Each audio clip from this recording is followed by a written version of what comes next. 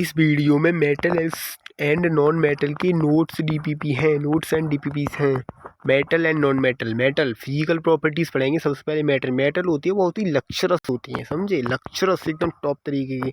Metal होती है वो बहुत ही मेलिएबल होती है। मेलिएबल मतलब थिन सीड में कन्वर्ट कर सकते हैं, क्योंकि गोल्ड और सिल्वर सबसे ज़्यादा होते हैं, क्योंकि उनके पास इलेक्ट्रॉन होते हैं, इसलिए वो कभी टूटते नहीं है। मेटल होते हैं वो डक्टाइल होते हैं, सबसे ज़्यादा डक्टाइल गोल्ड होता है। उसके बाद मेटल अच्छी तरह हीट ट्रांसफ़र करते हैं, इलेक्ट्रिसिटी कंडक्ट करते हैं। सिल्वर और copper good conductor of heat and electricity होते हैं। मरकरी होता है वो comparatively poor conductor of heat होता है, also known as conductor of heat कहते हैं इनसे। मॉर्टल होते हैं बहुत ही सोनरस होते हैं। अब ये सारी प्रॉपर्टी है फिजिकल प्रॉपर्टी। मेटल लक्चरस होते हैं, शाइनी होते हैं, मेलिएबल होते हैं, गोल्ड में कन्वर्ट होते हैं, सिंसीड में डक्टाइल होते हैं, वायर में कन्वर्ट सकते हैं, कंडक्ट इलेक्ट्रिसिटी कर सकते हैं। और सिल्वर और कॉपर सबसे ज़्यादा सोनरस होते हैं। और स्ट्रेटेजिक मेटल कौन से होते हैं? स्ट्रेटेजिक मेटल होते हैं जो बहुत काम में यूज आते हैं। अभी देखते हैं नॉन मेटल। नॉन मेटल क्या होते हैं? जो कि ब्रोमाइन विद इज के लिक्विड फॉर्म में होते हैं, लिक्विड फॉर्म में होता है, लिक्विड सॉलिड तीनों स्टेज में पाए जाते हैं। आयोडीन लक्चरस भी होते हैं, लक्चरस नहीं होते इतने, ये नॉन मेटल होते हैं। केमिकल प्रॉपर्टी यहाँ पर नॉन मेटल। अब यहाँ पर एक चार्ट दें, ये मेटल और नॉन मेटल के बीच में डिफरेंस के बीच में ये चार्ट है। सबसे पहले ये फिजिकल प्रॉपर्टी का चार्ट है, ये भी देख लीजिए। फिजिकल प्रॉपर्टी का चार्ट है ये। मेटल्स होती हैं और नॉन मेटल। मेटल्स होती हैं वो लक्चरस होती हैं, मतलब शाइनी होते हैं। नॉन मेटल नॉन लक्चरस होते हैं। उसके बाद इनकी स्टेट सॉलिड में पाए जाते हैं। एक्सेप्शन है मरकरी होता है वो लिक्विड स्टेट में पाया जाता है, और ये तीनों सॉलिड लिक्विड गैस में पाए जाते हैं नॉन मेटल। उसके बाद ये हार्ड होते हैं बहुत ही। एक्सेप्शन है सोडियम और पोटेशियम, जो हमें चाकू से भी काट सकते हैं। जनरली सॉफ्ट होते हैं। एक्सेप्शन है डायमंड, इसका एक्सेप्शन बहुत जरूरी होती है, एंडी में याद रखना है यहाँ सा। डेंसिटी इनकी हाई होती है, इनकी डेंसिटी लो होती है। डक्टाइल होती हैं, जनरली डक्टाइल होती हैं। ये नॉन डक्टाइल मतलब थिन सीड में कन्वर्ट कर सकते हैं। मेलिएबल होती हैं, मेलिएबल मतलब थिन सीड में कन्वर्ट कर सकते हैं, हो सकते हैं ये नहीं हो सकते। डक्टाइल मतलब थिन वायर में। और कंडक्ट ऑफ हीट, हीट को कंडक्ट करती हैं, पर लीड एक एक्सेप्शन है वो हीट को कंडक्ट नहीं कर सकता है। इसमें एक एक्सेप्शन है ग्रेफाइट, वो हीट कंडक्ट करता है।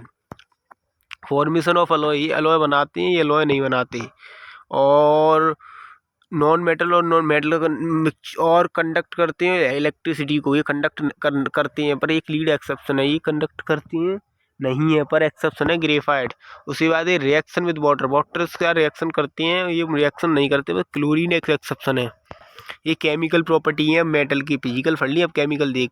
मेटल को हम ऑक्सीजन के साथ रिएक्ट करेंगे तो मेटल ऑक्साइड बनाएंगे। ऐसे एक एग्जांपल देख, Cu ऑक्सीजन का Cu कॉपर ऑक्साइड बन गया, एल्यूमिनियम ऑक्साइड बन गया। मेटल ऑक्साइड होते हैं, बेसिक इन नेचर में होते हैं। मेटल ऑक्साइड और आर बेसिक इन नेचर होते हैं, बट सब मेटल ऑक्साइड होती हैं जैसे एल्यूमिनियम और जिंक, ये शो करती हैं एसिडिक और बेसिक दोनों प्रॉपर्टी शो करती हैं।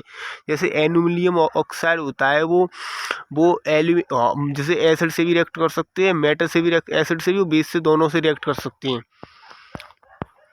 समझे। उसके बाद अल्कनी मैटर होते हैं, मतलब जो अल्कनी मतलब बेसिक इन नेचर में होती हैं। उसके बाद यहाँ देख, मेटल होते हैं वो बहुत ही मतलब विग्रसली रिएक्ट करते हैं, जिसे केरोसिन में रखना पड़ता है। बड़े रिएक्टिव मेटल होते हैं ऊपर के वो वाले।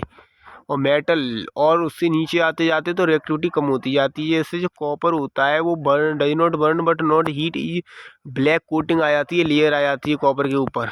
उसके बाद ये आयरन होता है वो वैसे बहुत ही मतलब हार्ड होता है, मतलब रिएक्ट नहीं करता।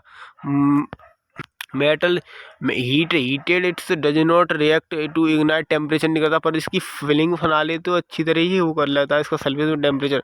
उसके बाद सिल्वर और गोल्ड बहुत ही सुंदर होते हैं और टेम्परेचर इनका ज़्यादा होता है। और metal react with water, water के साथ रिएक्ट करते हैं, वाटर के साथ मेटल ऑक्साइड बनाते हो, हाइड्रोजन रिलीज करते हैं। और हाइड्रोजन मेटल के साथ रिएक्ट करते हैं, ऑक्सीजन की मेटल ऑक्साइड बनाएंगे, वाटर के साथ मेटल प्लस हाइड्रोजन गैस। और पोटेशियम विग्रसली रिएक्ट करता है, कोल्ड वाटर के साथ भी रिएक्ट कर लेता है, हीटली करता है बहुत सारी, क्योंकि बहुत ही रिएक्टिव होता है। उसका कॉपर होता है वो कैल्शियम स्टार्ट फ्लोट करने लगता है ऊपर, मैग्नीशियम भी फ्लोट करने लगता है। और not react with cold water के साथ रिएक्ट नहीं होते, ये हॉट वाटर के साथ रिएक्ट करते हैं, ऊपर फ्लोट करने लगते हैं। ये स्ट्रीम के साथ रिएक्ट करते हैं। एल्यूमिनियम और आयरन ये बहुत कम रिएक्टिव होते हैं, इसलिए। Metal react with acid, acid के साथ रिएक्ट करते हैं, सॉलिड हाइड्रोजन गैस बनाते हैं। HNO3 हाइड्रोजन गैस इवॉल्व करता है when metal react with nitric acid because HNO3 strong oxidizing agent होता है। वैसे मेटल एसिड के साथ रिएक्ट करते थे तो क्या रिलीज करते थे यार, वैसे मेटल रिएक्ट करते हैं एसिड के साथ में तो सॉल्ट प्लस हाइड्रोजन गैस देते हैं, परंतु जब हम HNO नहीं वैसे रिएक्ट करते हैं तो H2O देते हैं, पर हम HNO3 के साथ रिएक्ट करवाते हैं तो हाइड्रोजन में कन्वर्ट कर देता है, वाटर को वाटर में कन्वर्ट करता है। हाइड्रोजन देख लिया यहाँ पर हाइड्रोजन गैस इवॉल्व नहीं होती है, इसे वाटर में कन्वर्ट कर देता है HNO3 समझे। इसलिए metal plus oxygen, metal plus water के साथ hydrogen, metal oxide plus H2, metal plus acid का सॉल्ट प्लस H2 पर HNO3 पानी में कन्वर्ट कर देता है समझा। रॉयल वाटर 1:3 में होता है H2। Metal non metal ionic bond बहुत कर रहा होता है। ये एक्टिविटी थी ये वाली मत देख, ये वाली देख। ट्रिक कर सकता है याद, कैटरीना ने कार मांगी अल्टो जैन फरारी फिर भी हाय क्यों मिली सिल्वर ऑडी। ट्रिक ऊपर रिएक्टिविटी बहुत होती है, नीचे कम होती जाती है। मेटल और नॉन मेटल की प्रॉपर्टी ये देख, ionic bond, high melting point, boiling point होता है इसका, पिटारा, ब्लीडिंग को कैसे हो गया, पूरा चैप्टर खत्म। DPP है DPP, फर्स्ट क्वेश्चन गलत था, फर्स्ट का राइट आंसर सी होगा क्योंकि वो डाइल्यूट है। HCl डाइल्यूट मतलब Ag होता है, वो रिएक्टिविटी बहुत कम होती है इसलिए वो रिएक्टिंग करता है। हाइड्रोजन रिलेट कहाँ से करेगा। फिफ्थ वाला गलत है, इसका राइट आंसर ए है।